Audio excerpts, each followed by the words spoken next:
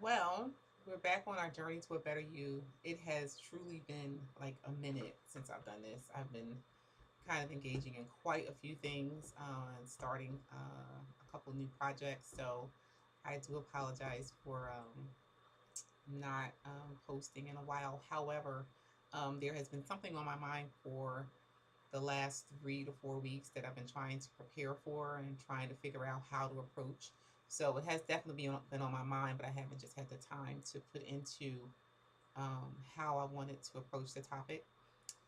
When I left for vacation, I was dealing with an issue that made me really begin to explore um, the issue surrounding depression.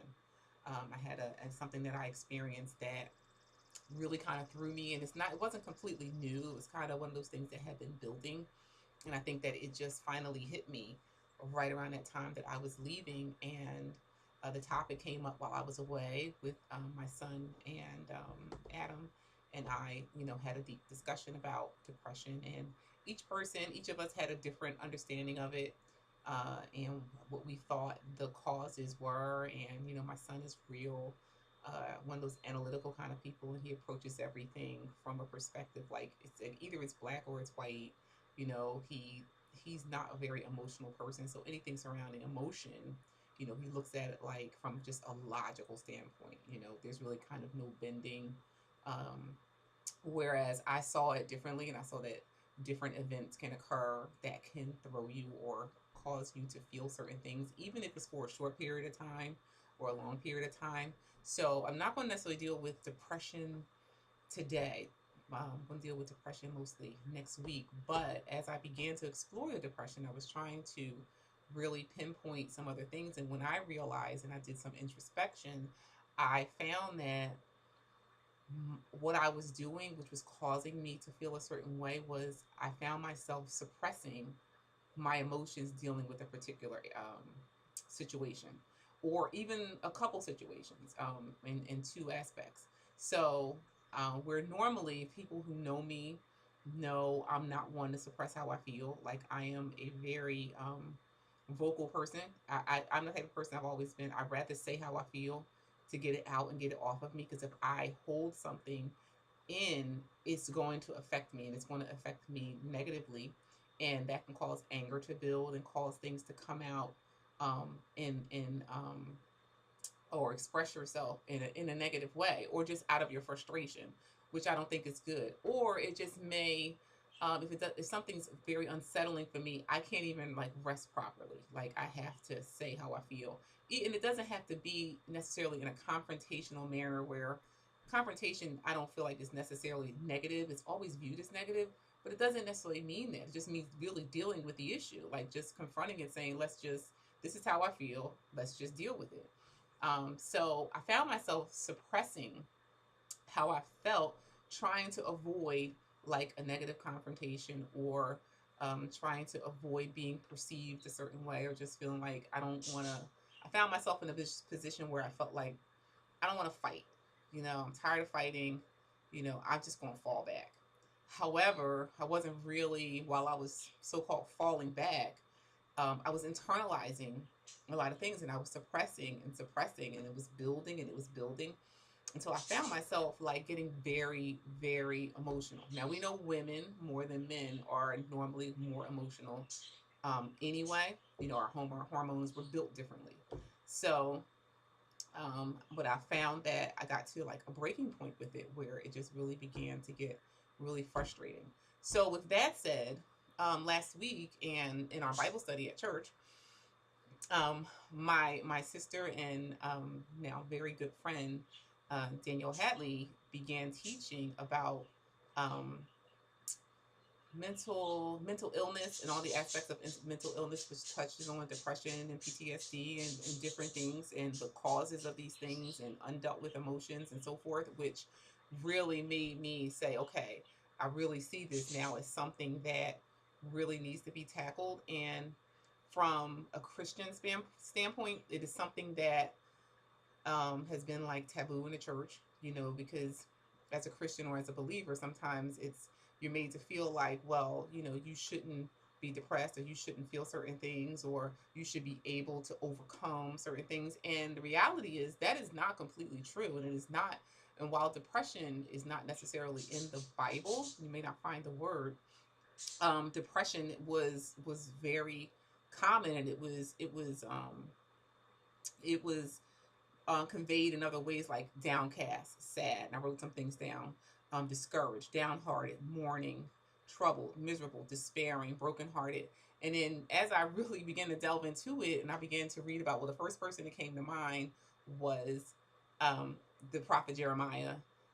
David, if you read Psalms, I mean, David was always going through it. He always felt like he disappointed God, and so forth. So this isn't something new, and it's not like it's something that is completely unheard of. And as I began to read, I saw how it was an affliction that was pretty common even at that time. So no, it's not like Christians can't feel certain things. And while we have the tools to help us overcome these areas, um, it is definitely an issue for people, and we don't want to make people feel like they can't feel certain things, or they're crazy, or something's wrong with them. You never know how you're going to respond when something hits you, and so a lot of times things happen that you don't expect to happen. So I kind of want to approach it from two standpoints, because not everyone's a Christian, not everyone's a believer, and just from a medical aspect also from there. And I don't really do social work, but I can really speak from like my experience. And then I kind of just did some studying on my own, which I provided the links to the site, which I think is really helpful. And I'm going to touch on a few things that I was able to pull, that I could kind of identify with because of how I felt and what I was experiencing. And but I gave you the link so you can go in and view it for yourself, because there's a list of several things and effects of suppressing your emotion. And then on next week, I'll deal with depression. Also, my friend Danielle is going to be, and she's also a part of the team of Well Women. She's going to be teaching this week at my church on this topic extensively. She started it last week, but she really wasn't able to get into the meat of it. So I'm probably going to do a post on Well Women and promote it, so that if people who are dealing with this issue, if you have loved ones that are dealing with this issue, I feel like it would be very beneficial for you to come and see it and hear her minister in person. So, suppressing your emotions and the dangers of it. So, suppressing your emotions, it can cause stress, it can cause bad sleep habits, it can cause mental illness, it can cause serious physical illness, it can affect also your gut health, and it can also cause weight gain. So I feel like I experienced a few. Like, so when I had this experience a couple weeks ago, or I guess a month or so ago, I found myself, I guess the first thing I'll say is I couldn't understand why the slightest thing that would happen, I would get so upset and I would just start crying, or I would just, and I'm like, why is this happening? And what I started to realize was that I wouldn't say how I was feeling, or I wouldn't convey it. I would just kind of just take it in, because it's like I just don't want to go there. In this particular situation, the I could not really approach it like I would probably approach it if it was a loved one or a family member, where I could say, hey, this happened and blah blah blah blah, and this is how I felt, and because this was in a professional environment, and it was something that had been going on for a long time. So not knowing how to deal with it in that situation, or in that setting, as I held it in, began to really affect me. And I didn't realize it. And things just build over time. Sometimes we think we let things go, and we really don't let them go. We're just kind of internalizing them, and we're just suppressing them. And for me, also, everyone knows how much I work out. I work out every day. I walk 10, 12 miles a day. So, if you're a person that's really physically active like that, that releases like what I call your happy hormones, your endorphins, and which are good for people who are in a depressed state, which medical providers will also often recommend that you start a workout routine, you start engaging in some sort of physical activity, which is good for your body because it does release those hormones. And it's very true. So I'm like saying, as much as I work out, it was really surprising to me that I found myself dealing with this. So I found that I was having like stomach problems. I would get like, uh, and not just that situation. I found like now anything that would come and upset me, I would kind of internalize it, and where I would just feel like my stomach was just burning. And specifically when I went on this trip and I was on my way back, the closer I got to coming back, I found myself feeling like nauseous and just feeling like my stomach was like burning. It was just like this uneasy, unsettling feeling. And I had days where I could like have a good day and my son would take me out and take my mind off of things, but somewhere in the back of my mind it was just still there. And then I felt the need to really kind of get above it, especially for him, because I didn't want to be on a trip and then bring him down to where I was or make him feel bad. So, then you're masking the situation. I think I've learned to mask things pretty well most of the time. But that is not healthy either. So, sleep, it can affect your sleep habits.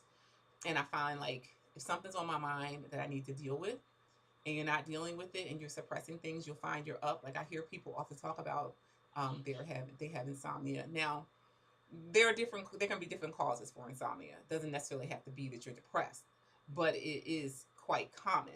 And you have to look at like other areas of your life and other factors to determine why certain things are happening. So I know that if there's an issue that's undealt with or something happens like that day or something on my mind, I won't be able to sleep like through the night. Like it'll until I deal with it in some sort of a way, it's going to bother me. Because for the most part, like I only sleep like 5 hours a night anyway, but that's normal for me. But when I'm waking up like 2 in the morning and I can't go back to sleep and I'm wide awake, 9 times out of 10, it's something that happened that subconsciously is still on my mind or still in my subconscious, and I need to deal with it. And we have to be careful. So one of the things we talked about, it causes stress.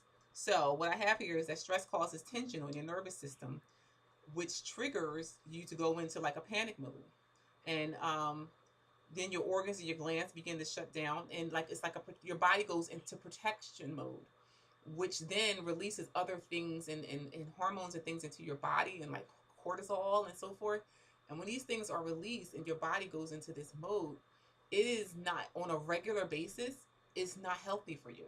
And so you have to be very very careful, because that also releases toxins into your body, which can be adverse to your body for long periods of time.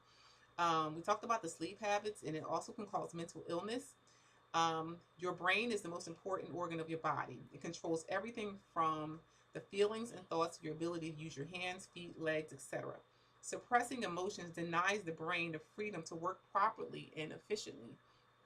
It ends up becoming sick and unable to see reality for what is for what it is, because a false sense of reality has been created by ongoing continuous restraining of feelings. As a result, severe depression, anxiety, and or substance or alcohol dependence can be developed, because a lot of times people will try to escape. How many times you hear that people go into this place where they just want to escape for a while, so that people get into drugs, they get into alcohol, because then it makes those feelings go away. I mean, thankfully, I never got to that point. I think I just kind of just had a grief and a sadness, and a frustration also of just not knowing how to deal with it and just kind of being tired. But these are things that we really need to be mindful of. It can also cause physical health. Holding on to your feelings puts your body under constant stress. As a result, this can impact the endocrine, lymphatic, and immune system. This makes you more vulnerable to disease and disorders when under continuous pressure. Your body is just not meant, and your mind is just not meant for that continuous type of pressure. Continuous suppression also puts your subconscious under ongoing pressure. Your subconscious then has to find a way to release. So it releases this pressure into the body, which can wreak havoc in triggering the onset of autoimmune disease, cancer, heart disease, and other physical ailments. So when you're releasing these things and these hormones, that's what I mean. We talk about how serious this can be. My son, while I'm normally pretty vocal, he does not know how to process emotions. So he never gets too excited and he never gets too sad. And what makes, to me, that scares me, because I feel like people that like go postal, like you say, oh, they were always so calm, they were always so nice, and they just flip out. So I often, if he's really managing it, that's one thing, but I don't think he's always necessarily managing it. I think sometimes he just won't really deal with it, or he doesn't know how to process it. And we talk sometimes, and he's so logical, um, that he doesn't. There's no real balance there. So we're both, amazingly, interestingly, we are just both so extreme in our personalities. So our talks are just, we just have two totally different approaches. Like, so when I was going through the situation, he was like, "You just have to let it go, mom. You just have to let it go." And so I'm looking at him like I want to punch him, because it's like I feel like he felt like he was being insensitive. But men have a different approach, and they have a tendency to look at women like they're crazy, or they're just unstable. Women are just fickle. They just, they'll be fine. That is not always the case. We are built differently, and there are different, like depression and these types of issues look differently on different people. It's just like it's different in young children, it's different in adolescents, and it's definitely different in men and women. So you can't always take the approach like something's wrong. It's just that we're built differently, and that's just the reality. Suppressing emotions affect your gut health. Did you know that the gut is considered the second brain? Both the brain and the gastrointestinal tract are linked interchangeably. Who knew? I never knew that. In all my studying and everything, I never realized or never knew that these things were connected. Like, I know, um, your body continues working while you're resting, but for there to be a direct link between the two, no, I didn't. Um, Making it difficult to isolate one from the other. Therefore, suppression of emotions and strain caused by the inability to be expressive can cause physical symptoms in the stomach, such as upset, nausea, diarrhea, bloating, and constipation. So when I talked about the feelings I was having of the nausea, how I was feeling was affecting how I felt. And I've often said your emotional health can affect your physical health, and vice versa. So that's why there is such a need to keep yourself regulated, and try to, like, meditation, prayer, and I'm going to like talk about those things a little bit as I get to the end. But I think the relief for me was that seeing it when I started reading. I'm going to give you the links to both of these sites that I'm reading from, Fit Life and The Power of Positivity. When I saw it on paper, it's like it made sense. And sometimes you can feel like something's wrong with you if you can't figure out what it is. And once I'm like, okay, now I get it. Now I understand, like, that feeling that I was getting. And now then I kind of know how to approach it. One of the last things that I have, which is not really the last, there are more in the link. Suppressing emotions can cause weight gain. When your body goes into stress mode, one of the stress hormones, known as cortisol, is released to help your body recover from the other two hormones, adrenaline and I can never pronounce it. Quarter, you know what I mean. It's in the post. Releasing hormone that causes temporary loss of appetite. However, after these two hormones retreat, cortisol always hangs around, and that's where the problem comes in. So, the cortisol causes your appetite to increase. So, like, I know if I get really upset, if you ever gotten really upset, especially with women, something bothers you, you lose your appetite. I know I lose my appetite. And now I understand, like, when I understand these hormones, and, I've learned so much as I've gotten older. And I don't want to eat. But then when the cortisone kicks in, if cortisone kicks, once that kicks in, then you start to eat. And it's like you're not really hungry, but it's like a nervous energy. So then once that kicks in, your appetite increases, which in turn triggers you to eat more. Cortisol sometimes also stores in your midsection as visceral fat. And we talked about this visceral fat before, and the dangers of it, and the toxins that are released that can be cancer causing. Visceral fat is considered the culprit of big belly. Continued suppression of emotions will inevitably become stress, and that stress can cause weight gain, making it more difficult to drop excess pounds. So, what I found was, through this experience, like I said, it was a relief to kind of understand where I was and why I was feeling it.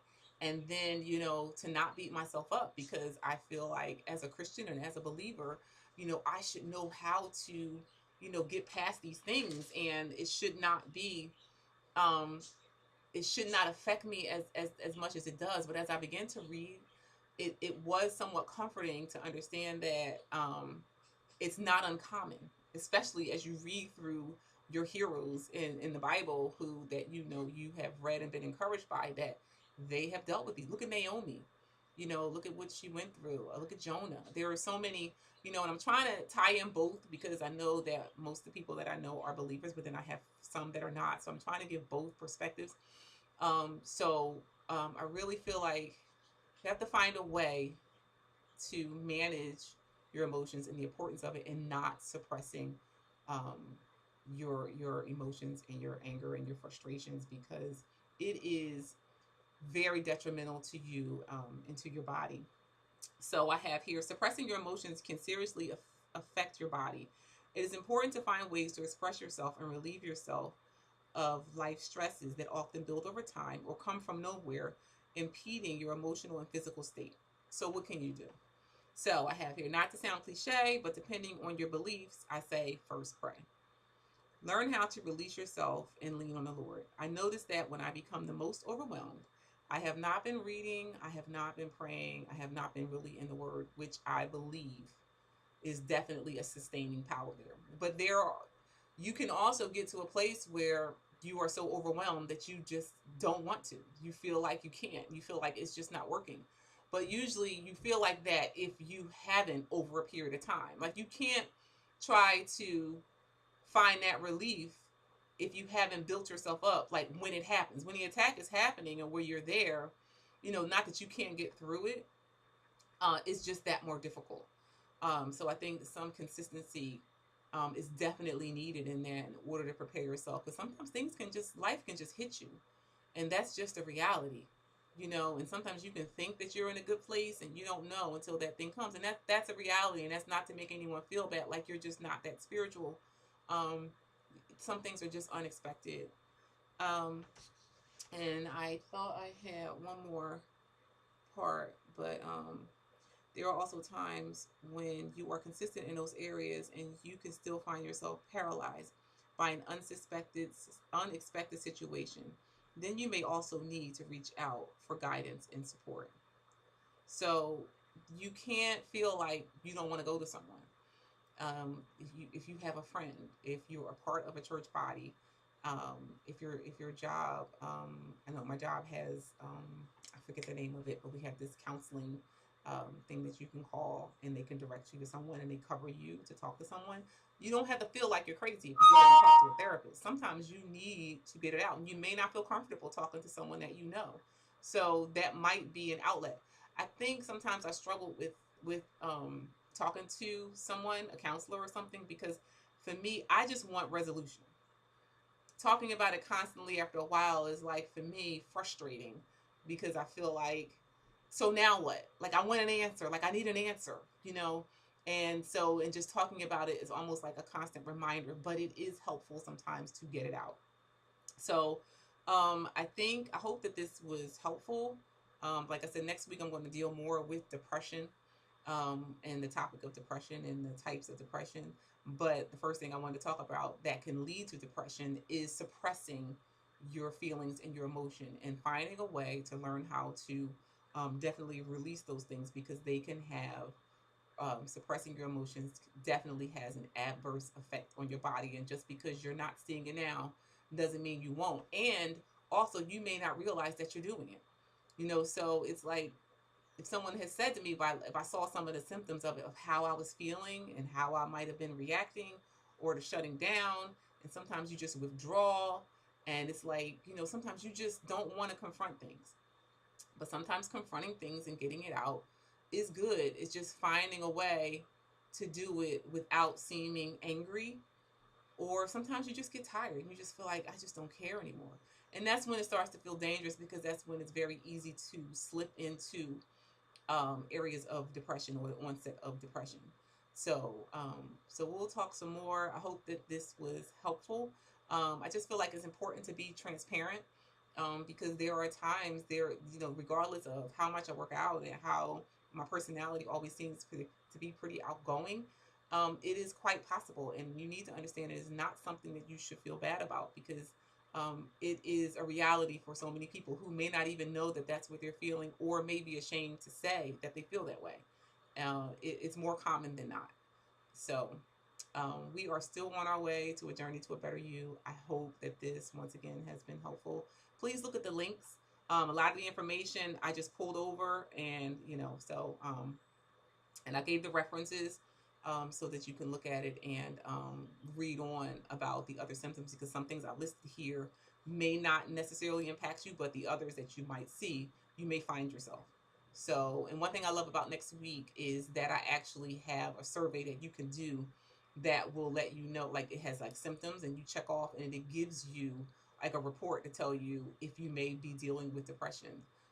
So that's all for now. This post is really long. I think 25 minutes is the longest post I've ever done. Um, be well, and I will see you next week.